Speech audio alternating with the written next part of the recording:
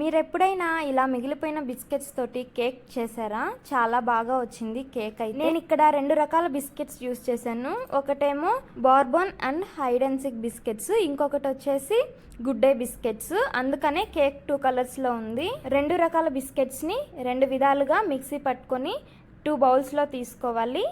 రెండిట్లో కొంచెం కొంచెం పాలు యాడ్ చేసి బాగా మిక్స్ చేయాలి. పాలు యాడ్ చేసిన తర్వాత అందులో బేకింగ్ పౌడరు, బేకింగ్ సోడా, అలాగే వెనిలా ఎసెన్స్, కొంచెం షుగరు యాడ్ చేసి పక్కన పెట్టుకోవాలి. రెండు విధంగానే యాడ్ చేసి 2 బాగా బీట్ చేసుకోవాలి.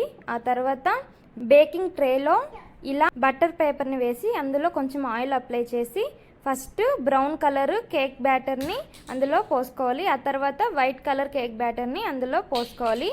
ఆల్రెడీ వేడి చేసుకున్న గిన్నెలోనే పెట్టి బేక్ చేసుకోవాలి. కేక్ అయితే చాలా సాఫ్ట్గా వచ్చింది. వీడియో నచ్చిందా? మరి లైక్ చేయండి, అలాగే సబ్స్క్రైబ్ చేయండి.